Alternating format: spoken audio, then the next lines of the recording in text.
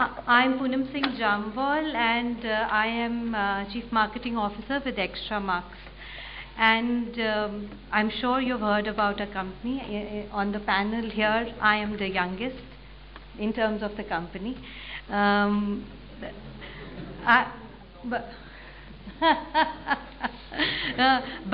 we have done some very, very good work. My background is that I've been trained to be a teacher, a journalist, a marketing person. I have moved from creating content to distributing content. I've headed newspaper and education program in the Times of India for 16 years. After that, on internet space and then digital learning.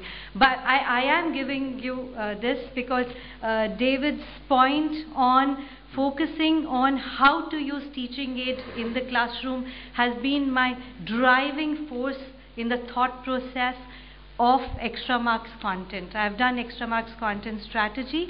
That is the basic point when we get into digital learning.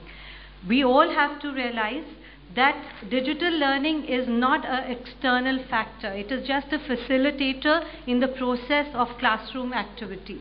All of you have done some wonderful work, but before I start my session now, I want to ask all of you one question. You look at your screen. Can any one of you tell me what is this? In front of us. Yeah, please. Yes, it's just the first instant when you look at it. What is it remind you?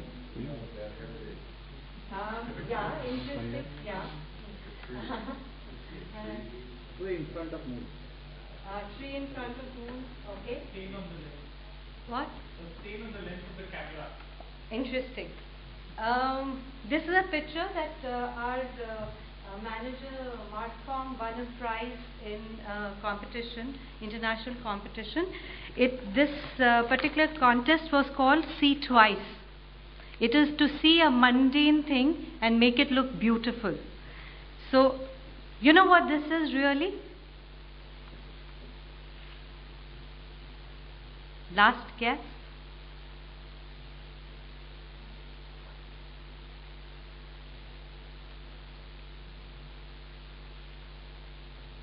It's a lamp post. This was really a lamp post which had the light, the bugs. That black thing you see are the bugs in that light. And it is just a matter of perspective. We just looked at the lamp from a different direction. Zach lay down under the lamp and clicked a picture upwards. So what all we do in digital learning is the perspective. Your content is same, your objective is same, your students are same. Only thing is that different perspective brings a pretty picture out and adds another dimension to the learning process. And in that, I'm sure all of you have contributed in your own way to bring the different perspective to learning. We have taken somehow all of us together in the work of last 5-10 years, have moved all the stakeholders, the students, teachers, parents, buyers, everybody who are the stakeholders in the teaching scenario onto another consciousness where classroom teaching is concerned. All of us have been in schools and from time immemorial, the only purpose a teacher wanted to do was these young people should understand the basic concepts, and later on in life they should be able to implement in their work life and be able to be a good responsible citizens, and that purpose remains. Only the medium of taking that purpose changes. My classroom today has a teacher, has a board, has a whiteboard, and the struggle of the teacher remains. The way David said, how that teaching aid is used in the classroom makes all the difference.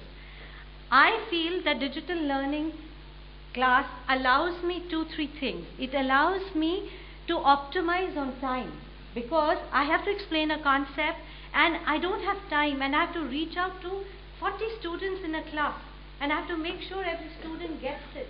Am I giving that deeper perspective, that better understanding? Am I creating an impact in his mind?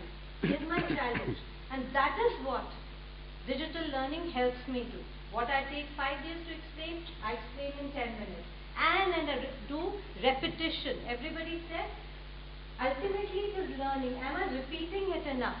And digital learning allows a teacher to fulfill her purpose and engage on a personal level more with the student. Otherwise, what happens in the classroom? She walks in the classroom, starts writing on the board, and 50% of her time is spent on either writing on a board or engaging the student. We increase her engagement time with the students by introducing digital learning into the classroom. So the shift from a traditional learning format into the digital learning format enhances the learning opportunity into the classroom. And that is what all of us are doing here.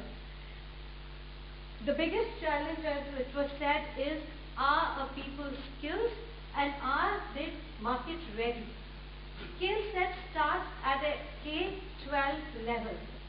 Your skill sets have to be decided. So we have to create forums, we have to sit down to decide that what is the basic purpose of that learning in terms of the person to have better comprehension and also connect with the industry, final employment. Have we reached a plateau where technology in education is concerned? Do we think we have done enough? Because for me, hardware is just a platform.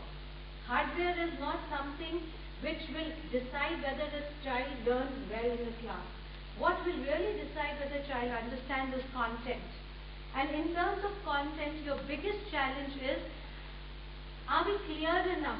Is the content comprehensive enough? Is it giving depth of knowledge to the child or not? Or is it just finishing the exams and going from one class to another? This standardization in content is possible through digital learning, where all the thought leaders have to sit together, decide on the levels of learning that the child has to achieve, standardize it, and it will not be affected by the quality of teachers taking this knowledge to the market. Biggest challenge is the quality of teachers really. And that challenge we are going to overcome. The child is not compromised, but the teacher also enhances herself. Because every teacher wants to be very good, but her training hasn't been good. So without really going into the big thing of mid-career training, you just create an environment where she alongside gets trained with digital learning and moves on. This is just points that all of us and the government is struggling with is the workforce, quality of a workforce. India has arrived, and this is India's chance in the world, or whatever we might say. But our population, which is the biggest resource, is not ready to take on that challenge. And we have to prepare these people right in time, and we have to do it with a plan. There has to be a comprehensive plan. There are two aspects to a plan. One is individual, that is what is the depth of knowledge. Second is mass. First of all, to deal with mass, you have to create a standardized format and take it through the technology across the country. And that is why states like Gujarat have come and they have laid the base and the platform for us to write the content on them. And we have to give them meaningful and relevant content. The second point is individual. What is the depth of learning? Those two aspects are going to take us forward and where the future of digital learning is going to be. And in this, the last part is that there are three stakeholders. I would say two stakeholders on one platform. One is the teacher and the student. Student, it is a typical scenario of a textbook-bred teacher trying to reach out to technology-bred child. And to bridge that gap, it is very important to bring technology into the classroom that she understands and that she can adopt. Because the bottom line of everything we do is adoption. I cannot go and sell a particular thing and walk out And when I come back, it's going to just gather cobwebs. It is extra work for her. While it has to be her tool. And it has to enhance and reduce her work, enhances her quality. And she is not tech-phobic as we believe. Only worry is nobody handholds her to adopt the whole process, which is very, very crucial. And we have to give her relevant goals that she has a result to make, etc. So finally what teacher wants to achieve is that kids should understand what is happening into the class, and there should be a standardization of quality education, and that's what technology will give to.